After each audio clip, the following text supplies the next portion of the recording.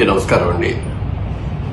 ఈ రోజున విశ్వేశ్వరరెడ్డి గారి గురించి నాకు తెలిసిన కొన్ని మాటలు మీకు కూడా చెప్పాలని, మీతో కూడా పంచుకోవాలని కోరుకుంటున్నాను.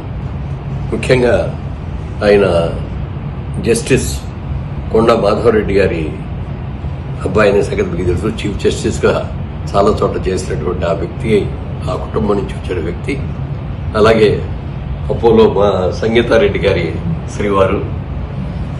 అలాంటి ఆయన నేను కలిసి 2014 నుంచి 19 వరకు ఎంపీలుగా చేశాము. అప్పుడు ఎక్కువగా గమనించేవాడిని ఆయన ఎంత నాలెడ్జబుల్ అంటే ఆయనకి తెలియని సబ్జెక్ట్ లేదనిపించేది. ప్రతి సబ్జెక్టు గురించి కూడా హోంవర్క్ చేసుకుని చక్కగా దాని గురించి పార్లమెంట్లో మాట్లాడుతుంటే మేమందరూ కూడా చాలా థ్రిల్లింగ్గా చూసేవాళ్ళం మేమందరం కూడా. ఎందుకంటే మంచి లాంగ్వేజ్, చిన్నప్పటి నుంచి బాగా చదువుకున్న మంచి ఇంగ్లీష్ లాంగ్వేజ్. పార్లమెంట్లో మంచి పేరు రావాలంటే ఇంగ్లీష్లో అన్న మాట్లాడాలి, లేకపోతే హిందీలో అన్న మాట్లాడాలి. ఆయన 2 భాషల్లో కూడా రకరకాలుగా మాట్లాడిన మనిషి, చాలా చక్కటి మనిషి.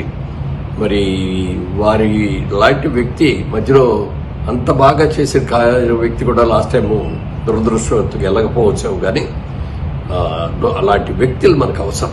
ఎందుకంటే మన కాన్స్టిట్యున్సీ గురించి కానీ పార్లమెంట్లో చెప్పాలన్నా, అక్కడి నుంచి మనకు కావాల్సిన నిధులు తెచ్చుకోవాలన్నా అలాంటి వ్యక్తులు ఉంటేనే తప్ప మరి రాజకీయాలు కూడా వ్యాపారంగా చేసేవాళ్ళు ఎక్కువగా ఉంటున్న ఈ రోజుల్లో అలాంటి వ్యక్తులు ఉండడం అనేది కరెక్ట్ కాదు. డెఫినెట్గా మంచి మెజారిటీతోటి విశ్వేశ్వరరెడ్డి గారిని మీరు తప్పనిసరిగా గెలిపించుకోవాలని మనస్ఫూర్తిగా కోరుకుంటున్నాను. థ్యాంక్ యూ అండి. ఈ వీడియో మీకు నచ్చినట్టయితే లైక్ చేయండి, 10 మందికి షేర్ చేయండి. అలాగే కామెంట్ల రూపంలో మీ అభిప్రాయాలను మాతో పంచుకోండి. Nationalist hub group of channels ను సబ్స్క్రైబ్ చేసుకుని తెలుగునాట జాతీయవాద జర్నలిజాన్ని ప్రోత్సహించండి. ఈ వీడియో కింద ఉన్న బెల్ ఐకాన్ పై క్లిక్ చేయడం మర్చిపోవద్దు.